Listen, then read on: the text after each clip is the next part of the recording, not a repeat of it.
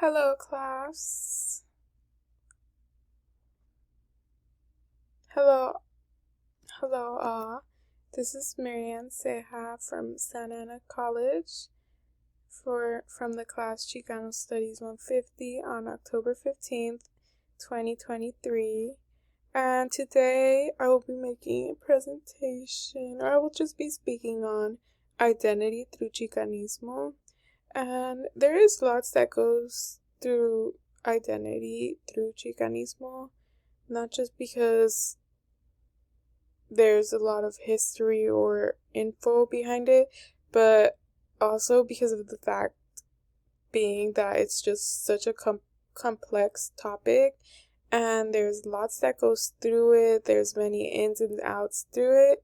And today I will only be going through the brief overview of it because although I don't have the time to spend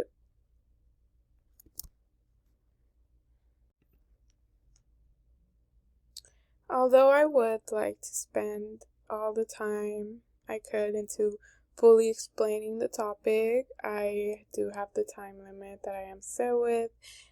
And not just that, it's just too complex to go through. But basically, identity through Chicanismo is how, what the name states. I mean, it's how a Chicanismo would identify themselves as. And the reason it's so complex is because it's just, there's ins and outs to it. It's like I said earlier, it's just all about how one sees themselves, and not just through their ethnic identities, it's also through sexual identities, like such as non-binary, and how the world sees us, how we see the world. There's lots more to it. So, what we will address today is multiculturalism, cultural pluralism, taboo identities, new identities, and how the society benefits from our point of view.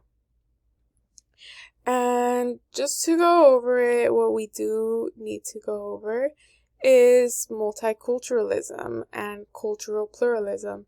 Although they do sound very similar, they actually are very different. And I'll start with multiculturalism. Basically, what multiculturalism is one society being able to be harmonious within other cultures slash ethnic groups. And basically, this means, I feel like the US is part of this. In a way that I feel like the US would fit into multiculturalism and cultural pluralism, and I'll explain right now after. Because in a way, it just all really depends on how you see it, and I'll give you examples on how the US I see would fit into both. And the way it fits into multiculturalism is because, the US is basically a melting point in the world in which different ethnicities, different groups of people all come, and we all, in a way, live harmoniously amongst each other under the law, under the government. We're all just living here, and yeah, we all reside within each other. Everything seems to be pretty well. For most part, there is no problems. And that being said, it's just different societies being together, being able to live with each other and amongst each other with there being no problems. And after that comes cultural pluralism, in which is a society with a main culture with other cultures as minorities. And reason being, I said earlier that I feel like the US would also fit into this, is because I feel like we do have a main culture, which would be just including Anglo-Saxons, white people, just anyone who isn't of color, I feel like would be the main culture. And any other culture in the US would be seen as a minority because as we all know, white people have white privilege and they are treated with respect. I mean, you don't see white people on the street getting hate crimes, getting racist remarks by others. They aren't seen as minorities. While, I mean, us as an example, Chicano people are treated and seen as minorities, well, in all aspects of life. I mean, there's unequal pay, the way we're seen, the way we're treated, and it's just overall unequal rights. And along with this, we will include taboo identities into this, along with new identities and how the society benefits from this. And so the taboo identities would be Nazis, white supremacists, black supremacists, Afrocentric pedophiles, rapists, and etc. And well, basically, just from saying and reading these people, it's just controversial topics and it's just pretty crazy stuff, such as Nazis. I mean, there was Germans who thought they were the superior race going out and killing Jews. White supremacists, they think white is the best race. Black supremacists, they think they're the best. I mean, you pretty much get it. They're all self-centered around how they think they're right and it should be allowed, and it is what is. They should be allowed to do whatever they want. And alongside, there's also new identities in which people identify as different species, non-binary, neutral, etc. And how the society benefits from all this is, I would say there's pros all throughout. I mean, seeing the society in the way that we do, there is basically no cons to it. I mean, the way that I'm addressing the views is I'm addressing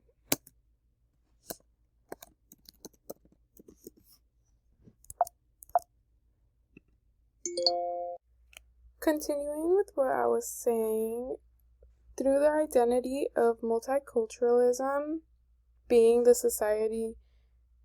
point of view that I'm addressing, it's a lot that goes through it, and basically the way that multiculturalism is viewed through Chicanismo is that they are very accepting and just, well, the view really would depend on the person, and I chose this view because I feel like it was the one that I most agree with, although I do tend to live life more not so focused on the little things, but after this class it was definitely eye-opening. But with this multiculturalism point of view, it is very accepting, but going on to the identities, which I'm starting with, the taboo identities such as Nazi, white supremacist, black supremacist, Afrocentric, pedophile, rapist, it's just something that isn't seen as accepted with this point of view. It's just something that's kind of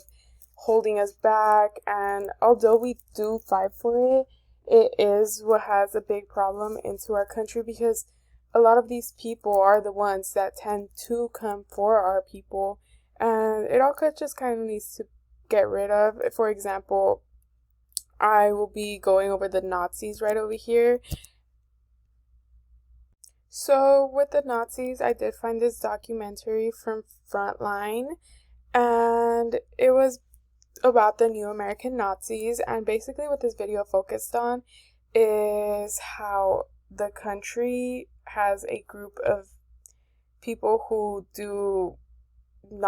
they create Nazi groups, and they try recruiting people who are involved with the military, and they keep everything so low-key that to the point that, I mean, the American government has its own people involved in these hate groups, and it's just going unknown, and it is not being seen as a real problem, when in reality it's affecting way more than we do, because, I mean, these people think that there's a superior race, and they're just, even though this group is focused on Jews and it's white people hating on the Jews.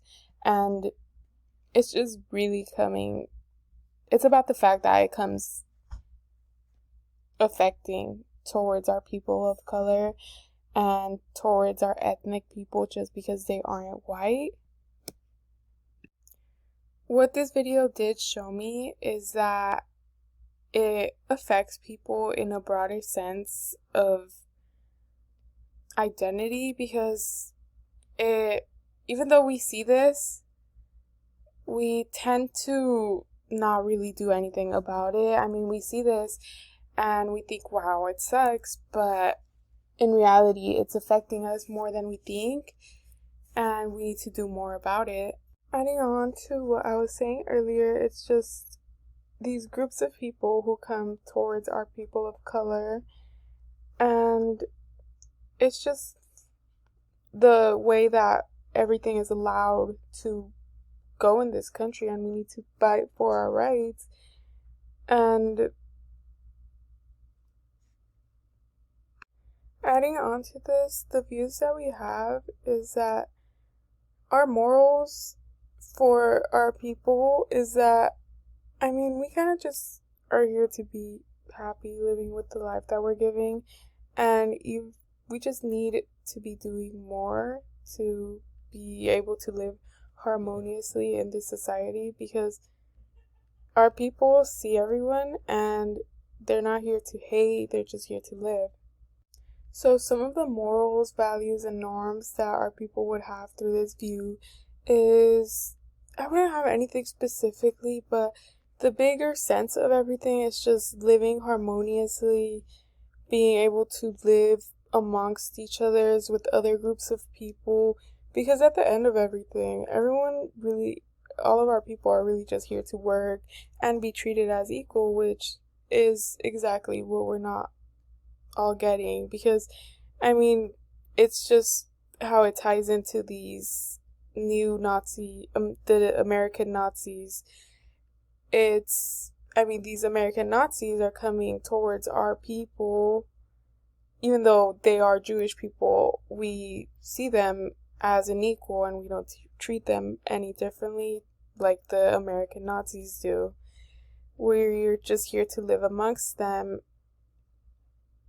So adding on to this, it's just the morals, values, and norms of just being able to live amongst each other, and in a way that we will maintain and enforce the assigned identity.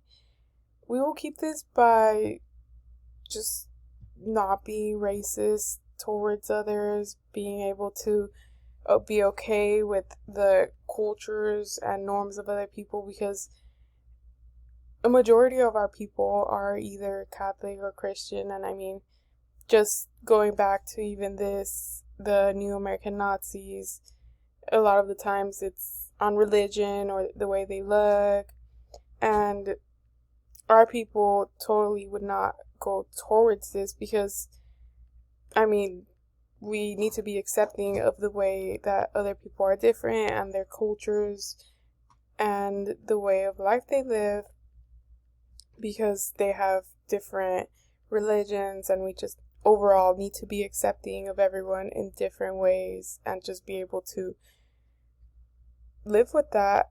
And we will handle and deal with those that will not conform or assimilate to these identities or parameters by, just not having them in our country, even though there will never be full peace into this country.